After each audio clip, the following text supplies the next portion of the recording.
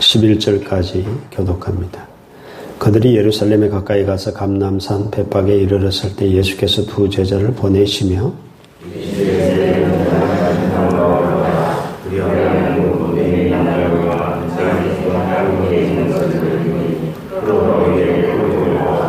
만일 누가 무슨 말을 하거든 주가 서시겠다라 그리하면 즉시 보내리라 하시니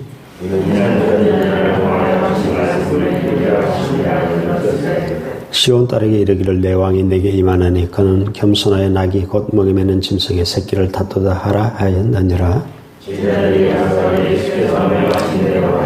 나귀와 나귀 새끼를 끌고 와서 자기들의 겉옷을 그 위에 얹으며 예수께서 그 위에 타시니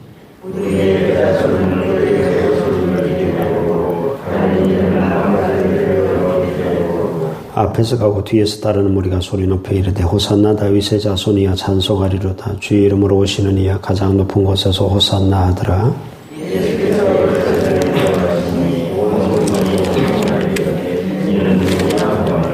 무리가 이르되 갈릴리 나사렛에서 나온 선지자 예수라 하더라. 아멘.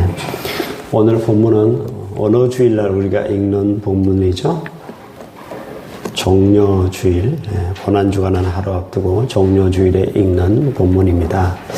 예수님께서는 나귀를 타고 예루살렘 성으로 입성하셨고 사람들이 종려나무 가지를 가지고 흔들며 환영했다고 해서 종려주일로 지킬 때 읽는 본문입니다. 보통 우리는 예수님께서 나귀 새끼를 타신 이유를 스가랴 선지자의 예언을 이루기 위해서 즉 그는 겸손하여 나귀 새끼를 타셨도다라는 말씀을 이루기 위해서 나귀를 탔다라고 알고 있는데요. 이스라엘 왕들은 원래 나귀를 탑니다. 왕이 즉위식 때 나귀를 타요. 말을 안 탑니다. 왜 그런가 하면 하나님께서는 왕정 제도를 싫어하셨습니다. 그 왕이라는 그 제도를 싫어하셨고 결국 사무엘 선지자에게 백성들이 하도 간청을 해대니까 하나님께서 허락을 해주셔서 왕정 제도가 들어서게 되는데요. 이스라엘 왕들은 자기가 왕이라고 생각 안 합니다. 진정한 왕, 이스라엘의 왕은 따로 있다. 하나님이라는 사실을 그들이 고백하기 때문에 대관식 때 나귀를 탑니다. 어디서 알 수 있는가 하면 열왕기상 2장을 보면 솔로몬이 왕이 즉위식을 할 때 나귀를 탑니다. 나귀를 타고 기온샘으로 내려가지요. 오늘 본문에 예수님께서 나귀를 탔다는 것은 나귀를 타고 예루살렘 성으로 들어가셨다는 것은 예수님이 왕이라는 이야기입니다. 그동안은요 예수님께서 조용해라, 비밀로 해라, 내가 메시아인 걸, 그리스도인 걸, 왕인 것을 제자들에게 절대 비밀로 해라라고 말했지만 오늘은 마음껏 소리쳐라, 찬양하라, 나를 왕으로 모셔들으라라고 예수님께서 오히려 강요하고 있다는 사실을 알 수가 있습니다. 온 성이 소동했다 그랬잖아요. 다른 복음서를 보면 바리새인들이 좀 많이 꼬아서 못마땅해서 제자들과 백성들 좀 조용히 시키라라고 예수님께 부탁했을 때 예수님 뭐라고 그랬죠? 이들이 잠잠하면 돌들이 소리 지를 것이다 라고 이야기했습니다. 오늘만큼은 예수님께서 왕이심을 마음껏 나타내십니다. 왕이신 두 번째 증거는요, 카페트입니다. 여러분 아무나 공항에 내리면 카페트 깔아주는 거 아닙니다. 대통령에게만 깔아주는 거죠. 보십시오. 백성들이 종려나무 가지를 깔고 옷가지를 깔면서 카페트를 깔고 그렇게 예수님을 왕으로 모셔드리고 있습니다. 세 번째 증거는요, 호산나라는 단어입니다. 호산나는 우리를 구원하소서라는 단어입니다. 이건 왕에게 외치는 소리입니다. 적국의 위협으로부터 우리를 구원해달라는 그 백성의 소리가 호산나입니다. 즉 만세 우리의 왕이시여 우리를 구원하소서라고 외쳤습니다. 이것이 바로 예수님의 왕이라는 증거고요. 예수님께서는 죽으시러 올라가시는 길에 지금 왕이 즉위식을 행하시고 있는 것입니다. 여러분, 예수님께서는 저와 여러분의 왕이십니다. 또한 오늘 본문을 보면 저와 여러분의 주이십니다. 보세요. 감람산, 올리브 나무가 많은 그 올리브산이라고 하는 이 감람산 벳박에 이르렀을 때에 성지순례 가보시면 감람산에 딱 올라가면 예루살렘이 살짝 내려다 보입니다. 감람산이 조금 더 높죠.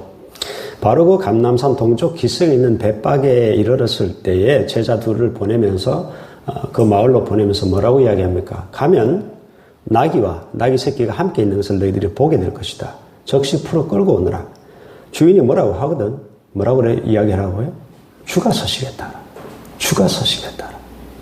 여러분, 예수님께서는 온 세상의 주인이시며 온 만물의 주인이시고 온 짐승의 주인이시고 모든 사람의 주인이시라는 사실을 똑똑히 밝히고 있습니다.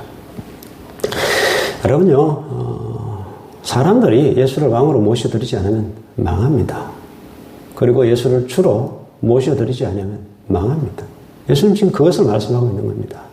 그래서 나를 왕으로 모셔드리라, 소리 질러라, 찬양하라, 나를 너희들이 왕으로 받아들이라 라고 예수님께서 오늘 말씀하고 있는 것입니다. 그 옛날 백성들이 왕을 인정하지 않으면 죽었어요. 종이 주인의 그 말을 듣지 않고 또 주인을 인정하지 않으면 그좀 쫓겨나는 것이죠. 그 백성이 되지 않으면 그 주인의 종이 될 수가 없는 것입니다. 살 수가 없는 것이죠. 여러분 또한 오늘 본문이 우리에게 주는 교훈은요. 또한 우리가 왕이신 그분의 명령에 순종해야 된다.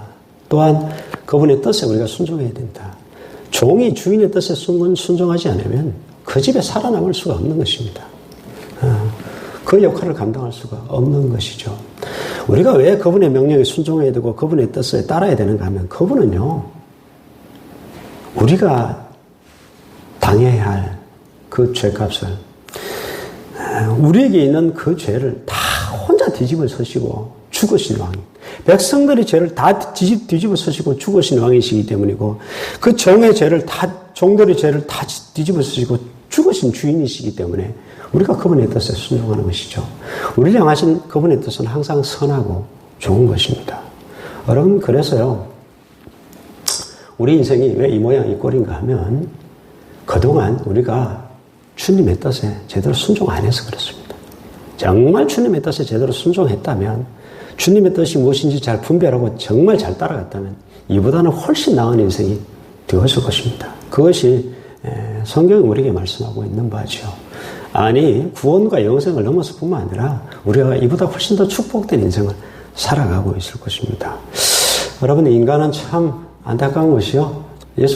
하나님을 왕으로 주인으로 안 모십니다. 지가 왕이죠. 지멋대로 하죠. 지멋대로 했으니까 지멋대로 인생을 살아가고 있는 거예요. 구원에서도 멀어질 뿐만 아니라 영생에서도 멀어질 뿐만 아니라 축복에서도 한참 멀어져가는 인생을 살아가는 것입니다. 왜 기도합니까? 주의 뜻이 무엇인지, 나를 향하신 하나님의 뜻이 무엇인가, 그거 분별하려고 기도하는 것이고 그 뜻에 순종하려고 그 뜻을 따라가는 것이 가장 축복된 길임을 알기에 우리가 기도하는 것이거든요. 여러분 이 새벽에 예수 그리스도께서 오늘 왕으로 지금 예루살렘에 들어가고 계시는데 여러분 예수 그리스도를 여러분 마음속에 진정한 왕과 주인으로 그렇게 딱 모셔드리고 여러분 그분의 뜻에 정말 순종하는 삶을 살아갈 수 있기를 주의 이름으로 축복합니다. 그것이 여러분을 가장 복되게 하는 지름길입니다. 기도하겠습니다.